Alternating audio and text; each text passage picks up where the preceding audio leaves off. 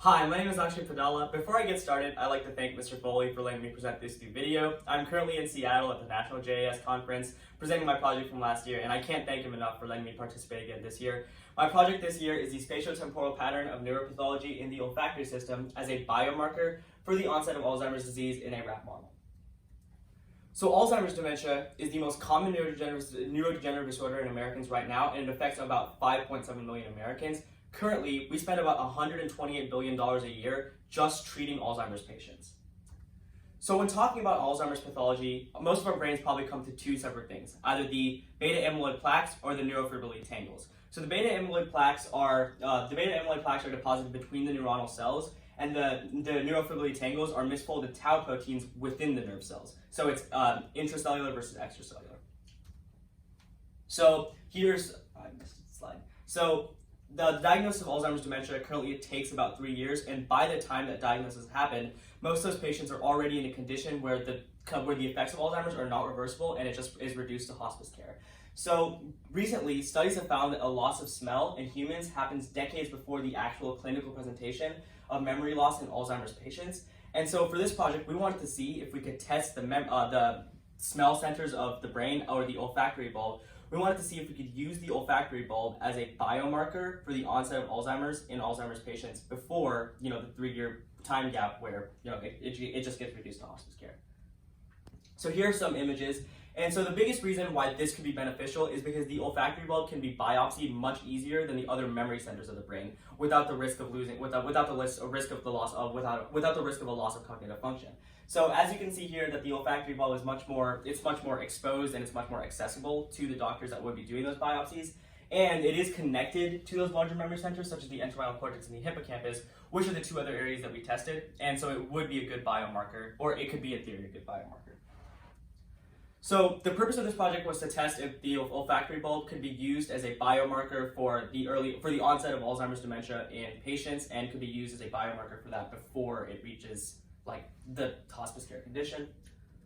We hypothesized that if the beta amyloid plaques and the neurodegenerative structures in the brain were tested in both the olfactory bulb and the hippocampus and entorhinal cortex of rats at different age groups, we would be able to see a strong correlation between first of all the rate of plaque deposition in each of those age groups, and a correlation between the olfactory bulb and the hippocampus for each corresponding rat.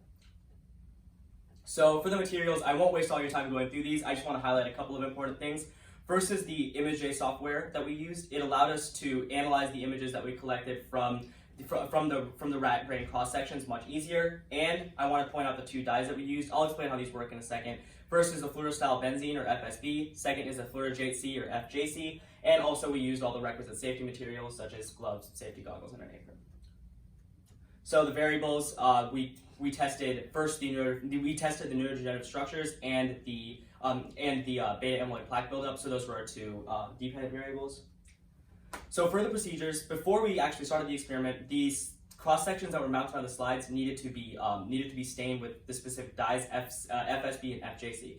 Now, what FSB does is it marks the beta amyloid plaques on those slides, so we can easily measure under a UV light. We can easily measure where those plaques are because those dyes stain those plaques. And the fluoroJC, or the FJC, it marks the dead nerve cells or neurodegenerative structures, and under different kind of UV light, we would be able to see those structures as well. So the staining process went somewhat as such. We first, for the FSB, we first soaked them in 50% alcohol, and then used lithium carbonate to mount it on the slide properly to allow the dye to settle in. And for the FJC, we used potassium sulfate. We used potassium sulfate and a mixture of potassium sulfate and 100% alcohol. We soaked the slide in that for 3 minutes. We then used 70% alcohol and potassium permanganate before soaking into the FJC to allow the dye to settle.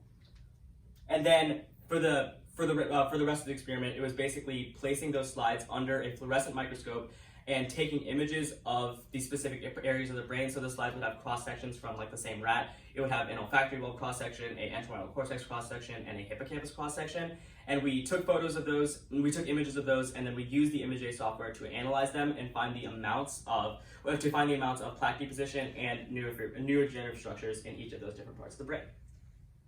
So we found a couple of things by performing that experiment. First is that with the progression of time, i.e. 3 months, 6 months, 9 months to 20 months, there was an increase in the amount of neurodegenerative structures and beta amyloid plaque buildup in each of the rats.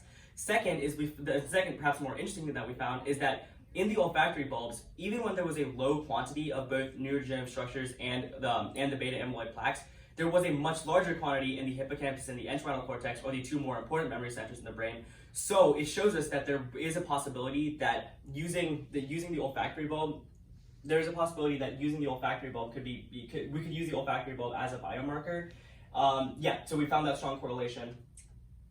So here's some tables that we use, and the first important thing that I want to highlight is that between each data interval, there is a steady increase in each of the different areas of the brain. The second thing that I want to point out is the comparison between the olfactory bulb and the hippocampus. So at 9 months for the olfactory bulb, the amount was just 83, whereas as opposed to the hippocampus, where the amount was about 1,005. And also, this is the beta amyloid plaque buildup, so the FSB. And these blue images here are what those would look like.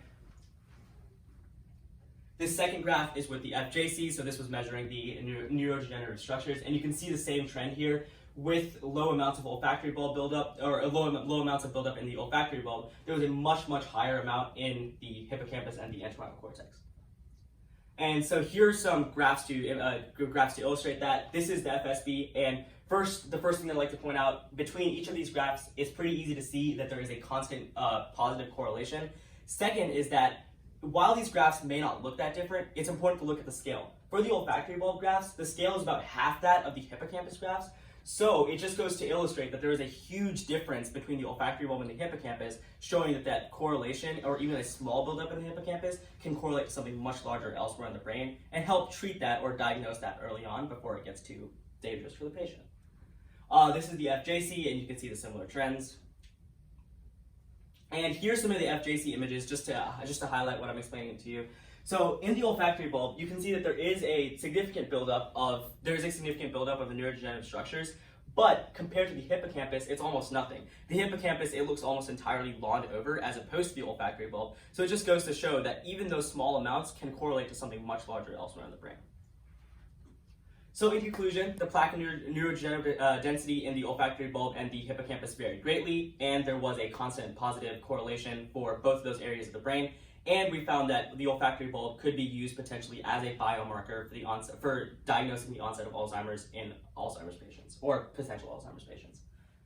So for some applications, the first thing I want to highlight is that when patients are diagnosed with Alzheimer's, the question a lot of physicians get asked is not from the patient themselves, but rather from their children asking, "Doc, what's the chances that I could get Alzheimer's?"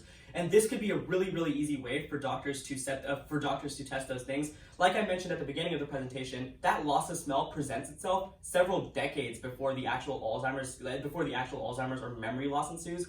So in theory, we would be able to see that plaque buildup and that neurodegeneration in the olfactory bulb and correlate that to something happening in the memory centers of the brain much before it actually becomes dangerous for that patient.